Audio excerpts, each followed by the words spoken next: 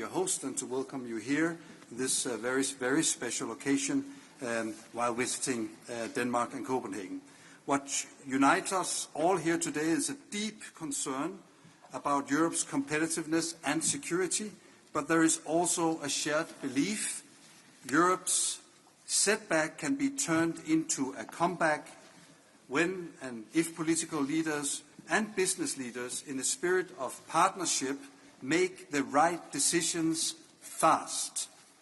Our hope is that this summit and this engagement also by the private sector of Europe and the commitment to invest further marks a turning point for European competitiveness. Before I hand over to the first speaker, I want to inform you that the Danish Prime Minister may have to leave before the end of this event due to your commitment and obligations at the informal meetings for the heads of state and government here later today. We appreciate your understanding and really appreciate that in your super tight schedule that you're able to be here now. And with that, I will hand over to you, Jakob Wallenberg. The floor is yours. Thank you. Thank you very much. Excellencies, ladies and gentlemen, dear friends. This is a very important occasion. For business to have a dialogue with you leaders is a key to build prosperous societies for all our citizens. So I really thank you for being here. Now on competitiveness, obviously we are losing ground. I think it's worthwhile remembering that in 2008 the EU and the United States had roughly the same GDP per capita. In 2023, 15 years later, the United States is 25% larger than the EU and Great Britain together. Now, that to me is a remarkably big number. However, one should remember that the key explanation factor are the Magnificent Seven that grew at an extraordinary pace during this period. So Europe has challenges, but I think it is important not to forget that Europe has great strengths, great people, and great companies. We're proud and we want to develop. We can. In my view, Europe must move from reaction to action to remain competitive, secure, and resilient. European businesses present here today are ready to act, not just with goodwill, but with concrete intent. We stand ready to invest significantly more in Europe. On average, these companies stand ready to increase their investment levels in Europe by 50% towards 2030. If all large European companies match this level of investment increase, Europe would be on track to close most of the 800 billion annual investment gap outlined by Draghi. But this hand comes with a clear message. We are ready if you are. We need the enabling conditions to be in place. We are in a hurry and we need that sense of urgency. We're good at innovation in Europe, but we have not created the right circumstances to allow our innovations to grow from startups to scale-ups and then to big companies.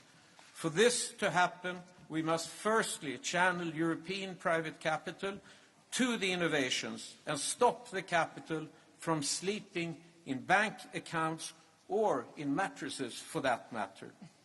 Remember, Sweden, Denmark and the Netherlands stand for roughly 70% of all European savings in equities.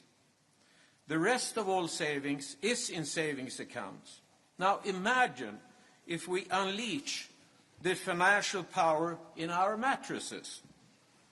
It's a cultural question. It's not a question of more regulation. To save in equities is good.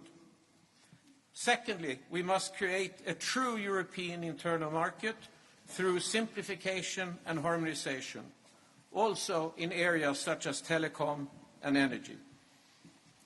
I believe that closing the investment gap requires this joint partnership between business and policymakers as evident today. So, Excellencies, This hand is extended in trust. If met with action, it becomes a shared commitment towards a more secure and competitive Europe. And with that, I would like to hand over the Copenhagen Pledge to the Prime Minister.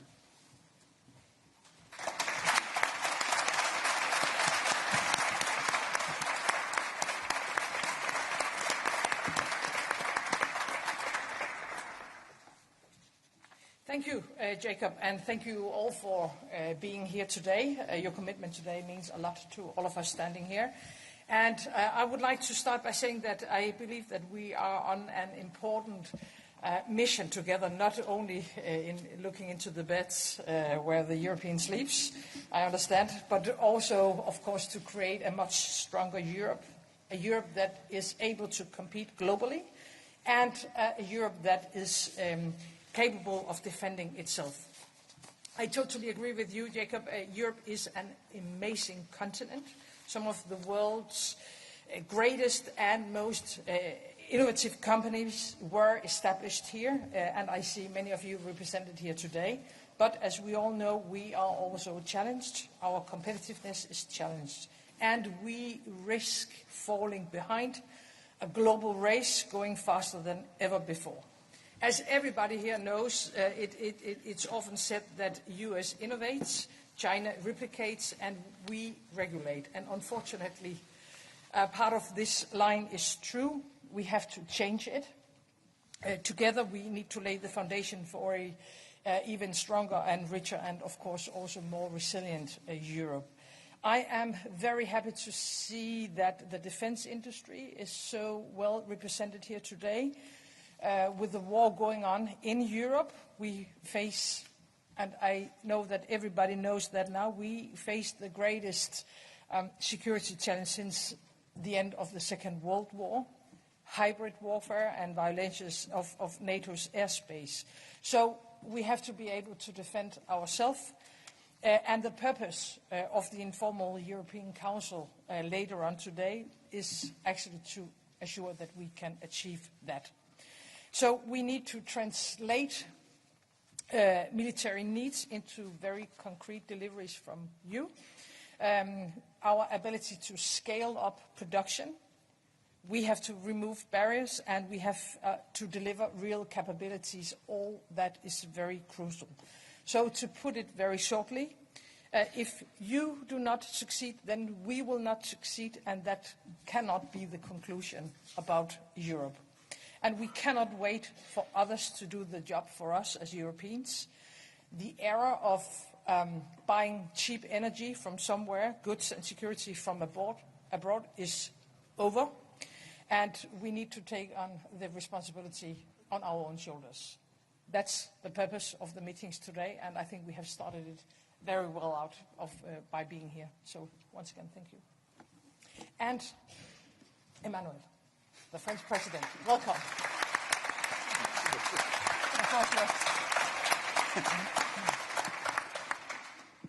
Thank you, Madame la Première Ministre. Thank you, Mette. Lars Jacob, thank you very much for your introduction and your first words, and thank you for this Copenhagen pledge.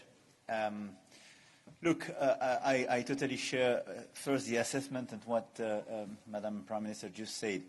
What is the roadmap for all of us? We want to be more competitive because this is the only way to have growth, to create jobs, to finance our social model and the future of young people. We want to be more sovereign because we experienced during the past few years the cost of dependencies, COVID time, war in Ukraine, instabilities of this world, and we want to meet with our commitments on climate change. We have to decarbonize. It's clear because it's as well about our future. In order to deal with that and with these three objectives, we have to innovate much more and we have to be much more efficient because I think the main figures was mentioned by Jacob about the big gap with the US. A third of this gap in terms of GDP per capita difference is due to the quantity of work, but two-thirds is due to the lack of innovation and efficiency of our own market. So we live in a world of uncertainties, and this is not the purpose today to revert on these uncertainties, tariffs and so on, but we put too many tariffs on our economies ourselves. So we know exactly what we have to do. It's well established in Letta report, Draghi report, and so on. So now the question is how to deliver. And this is the agenda we work on with the leaders and with the Commission, and it's a days and weeks issue. And I want to insist on that because for me, the end of this year is absolutely critical to deliver this agenda. First, this is simplification. I agree with you, it's not brand new, we don't speak about moonshots, but it's just to resynchronize our economies with the rest of the world. In terms of sometimes timelines, regulation issue on trials and so on, but as well CSRD, CSDDD, simplification regarding the stock of the European legislation, etc., etc. It's super important.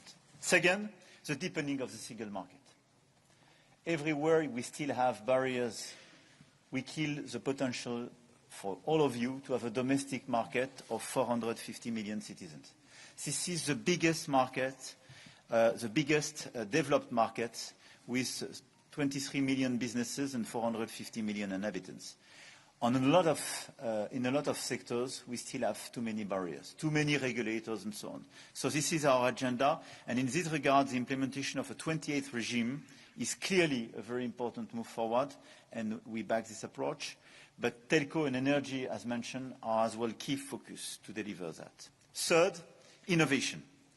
Quantum, AI, healthcare, defense, green tech, on these 5 sectors which are key to deliver our common agenda, we have to innovate much more. It's all about talents. We have the talents, we train them, we want to keep them. Scale. So on these key issues, this is where we have to focus clearly our energy to reduce the barriers. Speed. And everywhere we are lagging behind China and or US in terms of legal timelines, we will lose. And finance. This is why the 4th point is about capital market union. It's a very important point in this competitiveness and growth agenda. And today we have a strong alignment amongst all of us.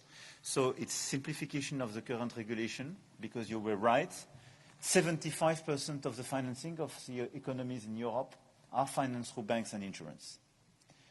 And we put ourselves a regulation not to finance anything in equity through banks and insurance. So simplification of this regulation, securitization program to be delivered end of the year at our level and submitted next year to become a reality in 2026.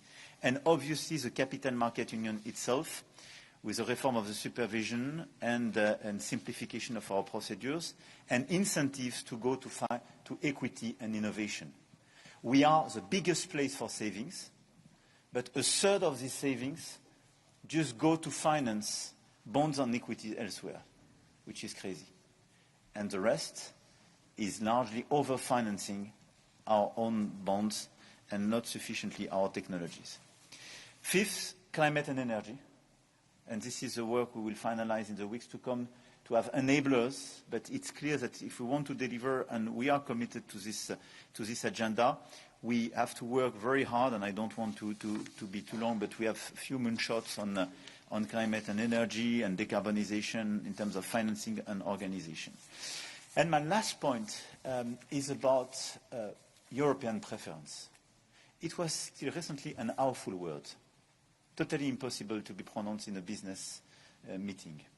But this is a necessity, because we are the unique crazy place where we don't protect our domestic players. In the US, you have a US agenda. In China, it's no more a Chinese preference. It's a Chinese exclusivity sometimes. In Europe, this is the only place where you can finance with the taxpayer money 100% non-European players. This is the only place where you put regulations on your players, but at the same time you negotiate the lifting of barriers with non-European players with a double standard. This is impossible just to pursue such an approach. And what we are doing on steel, for instance, is a very important point, because this is just protecting our players. It's not protectionism. This is part of this resynchronization. We have to accelerate, we have to innovate, we have to finance much more, we have to clearly be super innovative, but at the same time, if we want to remain sovereign, we have to protect the existing players when they suffer about the absence of level playing field. And what we started with the Chinese EVs, what we follow with the steel today is exactly what we have to do sector by sector, because this protection and this European preference are key elements of this competitiveness agenda. I don't want to be longer. I think the agenda is quite clear and the roadmap is quite consensual. And now the main issue for us is implementation and speed. And this is why we will focus in the weeks to come to deliver this agenda in order to put it in strong regulations at the European level, in order sometimes to deregulate, but to have clarification of that and make it real. I don't want to be longer. I want to thank you, Mette, to start this informal council and the summit of the European political community with precisely this business meeting and the opportunity to answer the Copenhagen pledge. Thank you.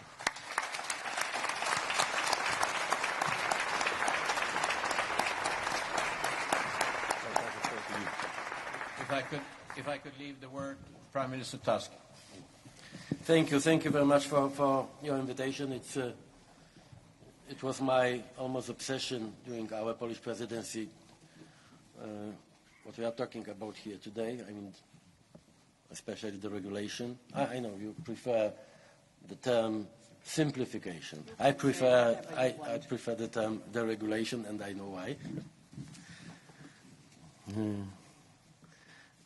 Competitiveness is something that we have been talking about for the last 20 years, I think. But have we really implemented it? The single market is our most powerful instrument in favor of competitiveness. But when I again became Polish Prime Minister at the end of 2023, I found the same barriers, or even more barriers, to the single market as the ones that were there than 10 years before. The single market is not just a free trade area.